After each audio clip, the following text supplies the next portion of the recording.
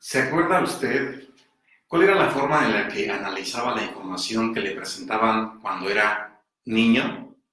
Cuando usted era una persona pequeña que estaba recibiendo instrucción de todas las figuras de autoridad, así sean los padres, los hermanos mayores, los libros, los profesores, los líderes religiosos, etcétera.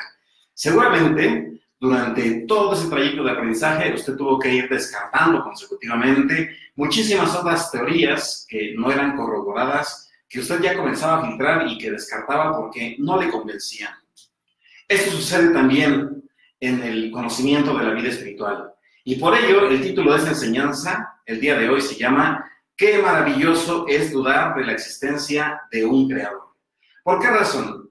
Porque de esta forma, inevitablemente, el ser humano va a poder conocer si realmente hay alguien dirigiendo todo este macro y microcosmos. Pero lo mejor es que se dará a la tarea de buscar consecutivamente también a través de unos estudios constantes en cualquier universidad o especialidad, que le van a llevar pues a tener una convicción, como decía el Rabí Maimónides, para usted que es estudiante de la Kabbalah, seguramente dentro de las múltiples literaturas que ha tenido usted acceso es precisamente a ello.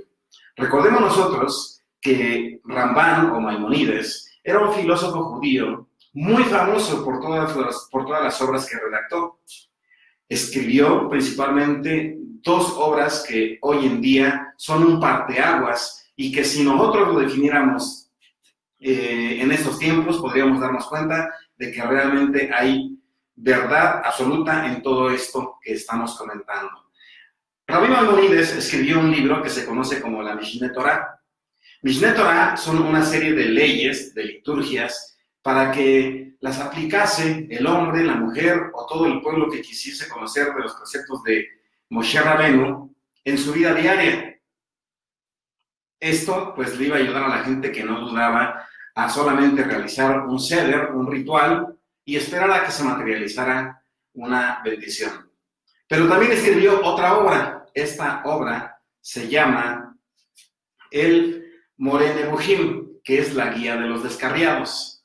¿Esto qué quiere decir? Bueno, el Moreh Nevuchim está escrito para la gente que duda, para la gente que cuestiona, para la gente que no es fácil de convencer de la existencia de un ser supremo. ¿Por qué razón tenía que escribir estas dos obras diferentes? Porque obviamente nosotros nos encontramos en la actualidad con dos tipos de desarrollos espirituales que se tienen que acompañar con la intelectualidad. Uno de ellos es aquel que tú le puedes decir, enciende un cirio blanco en Shabbat y lo va a hacer, va a tener certeza, va a seguir ciegamente este precepto y va a esperar una bendición. Pero va a estar la otra parte, aquella persona que va a decir, bueno, ¿y por qué debería de funcionar? ¿Qué tiene de especial un cirio blanco? ¿Por qué tiene que ser el Shabbat? ¿Por qué tiene que ser en determinada hora? Bueno, pues esto es lo que nosotros vamos a aprender el día de hoy. Y esto es muy importante. ¿Por qué razón? Porque en el pasado la gente únicamente formaba parte de una serie de comunidades que acaparaban un mismo sistema de creencias. No había mucha dificultad. ¿Por qué razón? Porque tenían la misma idiosincrasia, asistían a la misma iglesia, al mismo templo, a la misma comunidad, a la misma sinagoga, como usted lo quiere llamar, y no cuestionaban. Y decían, bueno, en tiempos pasados esto funcionaba. Pero ¿qué sucede en estos tiempos cuando la gente tiene acceso al conocimiento de las múltiples culturas y acceso a un sistema de formación educativa cada vez más amplia? Bueno, pues en la actualidad precisamente es necesario que nosotros podamos adecuar todos estos textos al presente. ¿Por qué razón? Porque muchas veces cuando nosotros queremos seguir aplicando preceptos que nuestros ancestros, con mucho respeto lo digo, nuestros abuelos, tatarabuelos nos instruían, les funcionaba a ellos, no nos va a funcionar a nosotros. ¿Por qué razón? Porque nuestra mente siempre es inquieta, no podemos ir contra esa naturaleza. Nosotros siempre vamos a estar dudando, siempre vamos a estar cuestionando, vamos a tener cierto grado de escepticismo y lo cual, vuelvo a reiterar, no es malo. No es malo porque ahí es donde se introduce a descubrir intelectualmente la persona interesada sobre la forma en que funcionan todos y cada uno de aquellos eventos milagrosos, si los queremos llamar de alguna forma, que están descritos en el Tanaj hebreo. Eso es muy importante. ¿Por qué razón? Porque muchas veces nosotros, lo único que se nos pedía era, repite usted un shidur, un rezo, o haga una tefilá, lea un salmo, y esto le va a materializar a usted una bendición. Y mucha gente va a tomar un sefer, un libro hebreo, y va a comenzar a recitarlo. Algunos van a tener aquí los 72 nombres de Dios, y van a decir, hay que escanearlos, hay que meditarlos, hay que transformarlos en sonidos para que la vibración se impregne en todo el entorno, y mucha gente lo va a hacer. Ahí funciona parte de lo que se conoce como la emuná, pero la emuná, debemos de recordar, significa confianza, certeza, estar realmente convencido de que lo que estoy haciendo funciona. Esto es, voy a ponerle a usted un ejemplo, y que nos describen precisamente algunos grandes rabinos en mención a qué sucede cuando nosotros, por herencia, recibimos una serie de reglas para la correcta alimentación de nuestro organismo. Y sabemos que si nosotros bebemos determinada cantidad de agua, si consumimos frutas y verduras, si adquirimos proteínas y llevamos una vida lo mayor posible libre de estrés, vamos a tener una mejor calidad de vida y nos vamos a mantener sanos. Y seguramente siguiendo las reglas habrá quien dirá, bueno, funciona, no pasa nada, estoy viendo los resultados, todo está fluyendo y está bien. Pero ¿qué sucede si a la persona se le entrega el conocimiento? ¿Qué sucede si a la persona se le dice, bueno, ahora vas a entender por qué razón alimentarte de estas plantas, de estas frutas, de estas verduras, te está haciendo bien? La persona tiene que comenzarse a introducir en el estudio y conocerá las propiedades que hay en cada fruta, en cada verdura, qué nutrientes tiene, qué proteínas, qué aminoácidos, etcétera. ¿Y qué sucede? Ahora la persona va a creer, pero con un fundamento. Eso es la Kabbalah. La Kabbalah le va a dar los fundamentos, le va a enriquecer intelectualmente para que la convicción que usted va a tener en el Ser Supremo que se encuentra dirigiendo este universo tenga una explicación científica. Y aquí le voy a poner un ejemplo. Y esto no quiere decir que por ello usted tenga que dejar a un lado esas conexiones que se da con los otros mundos. Algo muy conocido es lo que se denomina la oración o la tefilá. La oración es una plática, una conversación que nosotros tenemos con ese ser que se encuentra del otro lado del mundo de la materia y que nos responde. Las oraciones están descritas en todo el Tanaj hebreo, en el Zohar, en el libro del Bajir, en el Sefer Yetzirah, en el Talmud, en muchísimos textos encontramos nosotros oraciones.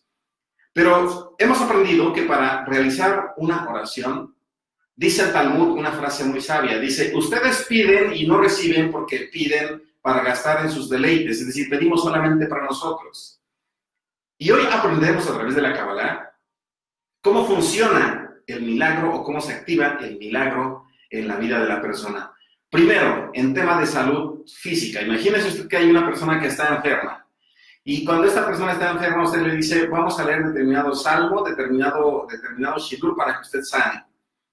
¿Qué va a ocurrir? Pues tenemos que poner mucha atención a lo que va a estar la persona describiendo con sus palabras, porque la persona tiene que aprender a decretar de forma activa lo que está solicitando. En el caso de un enfermo, te agradezco, Ser Supremo, porque estoy sano, porque estoy vivo, porque sigo mejorándome, etc. Pero, ¿qué sucede? Recordará usted que cuando invitamos a las personas a que realicen una oración, les decimos, hágalo durante 21 días.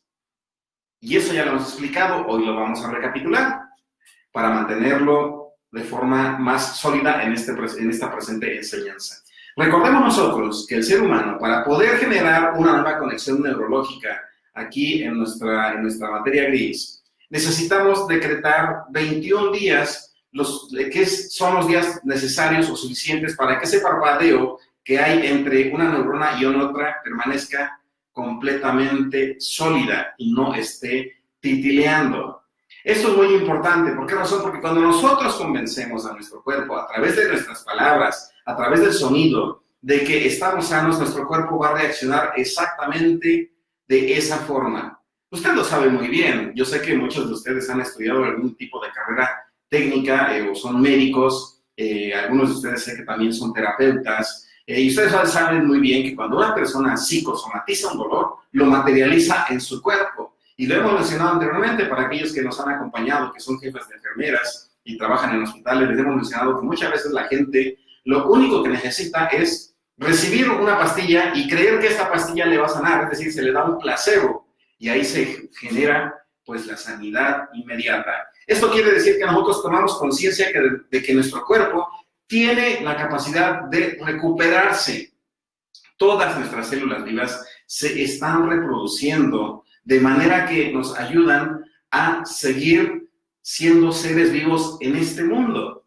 Eso es la Kabbalah. En la Kabbalah se le enseña a la persona que la oración no genera un milagro en sí mismo. La oración generada con disciplina durante 21 días en determinados horarios, le va a ayudar a la persona a generar esa conexión neurológica que va a enviar la información a cada parte de su cuerpo, a cada célula, y su célula va a comenzar a fructificarse en luz.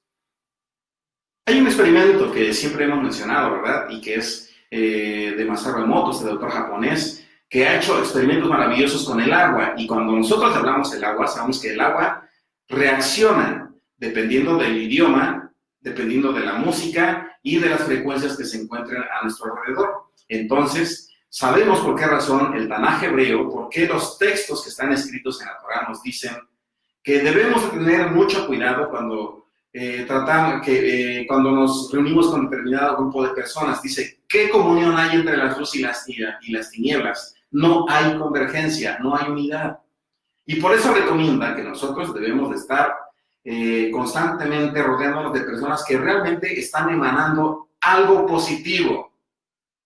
Ponga mucha atención a su entorno. Si de pronto usted es una persona muy próspera y de pronto decae, recuerde algo, seguramente el entorno en el que usted se está desenvolviendo le está sustrayendo toda esa bendición, toda esa energía. Por eso, no es que la persona que comienza a conocer cómo funcionan las energías se comience a apartar porque quiere, comienza a ser más selectivo. Su núcleo social comienza a volverse más hermético, pero porque entiende que mientras más cerca esté de personas que son afines a sí mismo, se va a impregnar de lo mismo. Ahí está una de las grandes claves para ser exitoso en muchísimos aspectos de su vida. Ahora, recordemos, la Kabbalah lo que nos va a brindar son las herramientas de cómo funcionan todas estas energías que se encuentran en cada célula de nuestro cuerpo. Recordemos nosotros y mantengamos muy presente algo. En la actualidad, el electromagnetismo está generando que todas las células, que todos los átomos comiencen a oscilar de la forma en la que los sonidos se comienzan a dar. Esto quiere decir que realmente hay una forma de manipular o de crear la realidad o una realidad alterna a la que nosotros tenemos muy presentes. Pero para ello, la persona tendría que tomarse el tiempo para entender por qué razón determinados nombres de Dios se tienen que vibrar, y por vibrar no significa que cierro los ojitos y me quedo en silencio. Vibrar es transformar cada letra, cada nombre del creador en un sonido, porque los sonidos son los que generan que todos los átomos se alinean de formas específicas. Ahí es donde funcionan los 72 nombres de Dios. Si yo quiero alinear la energía para que yo sea próspero, utilizaré el Sameh, Aleph, Lamed, Sejliach, y entonces lo pronunciaré, lo convertiré en un sonido, y este sonido va a alinear todo el mundo del macro microcosmos, y esto generará una realidad diferente. Mem He Shin, si yo quiero sanar, Shach, ese es el otro nombre, que también debo de saber cómo se pronuncia, no solamente decir Mem He Shin, sino decir Shach, meditarlo, generar que toda esa impregnación de energía llegue en ese espacio y entonces la persona comienza a sanar. Esas son las maravillosas claves que nosotros encontramos en los 72 nombres de Dios. Inclusive en Occidente hay mucha gente maravillosa, personas hermosísimas que participan de la cristiandad y que están interesadas en conocer los fundamentos que dio origen a parte de su sistema de creencias y dicen, yo no sabía que había una forma en la cual se podían crear estos milagros, yo no sabía que se tenía que hacer en determinados días, en determinadas horas, con determinados aditamentos. Pero hoy ya lo sabe. Hoy la Kabbalah se está expandiendo cada vez más y más y más. Y esto, vuelvo a reiterar, no deja atrás el mundo de la espiritualidad. Vuelvo a mencionar, hay dos formas de aprender a conectar con estos dos mundos. Voy a borrar esto. Vuelvo a mencionar, en el pasado, pues, se hacía solamente por tradición, por herencia. En el presente se tiene que hacer con conocimiento. Entonces, hay dos formas principales por las cuales usted va a llegar a la materialización de una bendición. La primera de ellas es un seder. Es un seder. Vamos a llamarlo de alguna forma un ritual litúrgico, si lo queremos llamar de alguna forma. Esta sería la primera. Y la segunda parte sería a través de la Kabbalah, que es la comprensión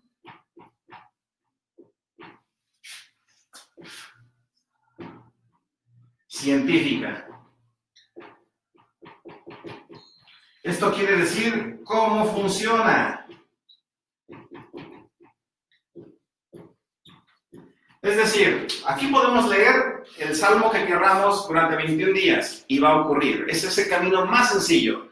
Pero si usted es una persona escéptica, lo cual vuelvo a reiterar no es malo, entonces usted tendrá que acercarse a la Kabbalah y entender científicamente cómo funciona la lectura de un salmo. Y de esta forma nosotros unimos lo que se conoce en la Kabbalah, en el Etz Haim, en el árbol de las vidas. Lo que unimos aquí prácticamente es Binah con Jochma. Es decir, esto representa la sabiduría y esto representa el conocimiento. Es decir, que Jochma y Binah representan al hemisferio derecho y al hemisferio izquierdo.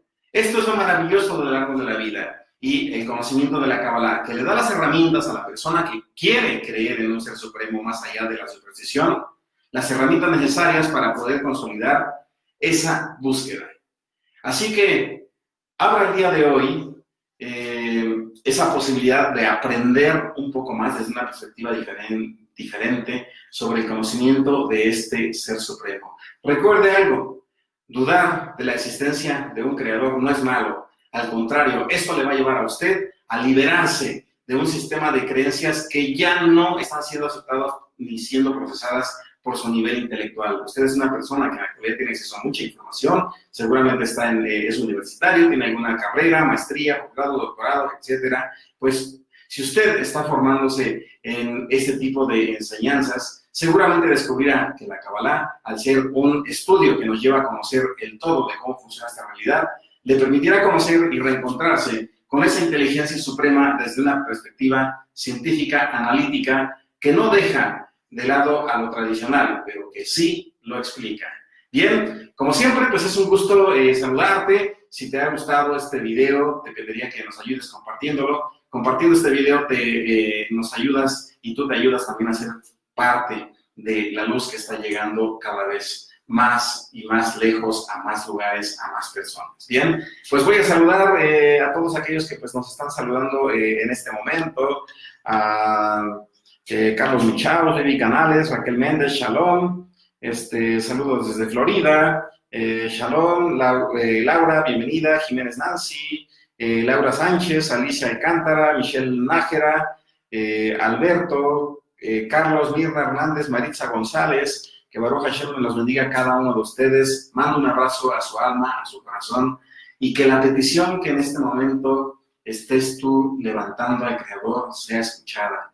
Recuerda, necesitamos ser disciplinados y constantes. Esfuérzate, sé valiente. Ese es un texto que encontramos nosotros en la Torá. Y cuando se dice esfuérzate y sé valiente, significa mantente. Cuando tus fuerzas se han acabado, tienes que esforzarte. Y ser valiente se da únicamente cuando nosotros sentimos que la batalla se está perdiendo. Ahí es donde se materializa la bendición del Ein Sof, de la energía infinita, del Ser Supremo, o nosotros conocidos como Kadosh Baruj Hu. Mando un abrazo tu alma, que tus ángeles te acompañen cada vez que sales, cada vez que llegas a tu hogar y que guarde al más pequeño que habita en tu casa, así como al más grande de días. Que la paz de Baruch Hashem sea contigo. Gracias por compartir y hasta pronto.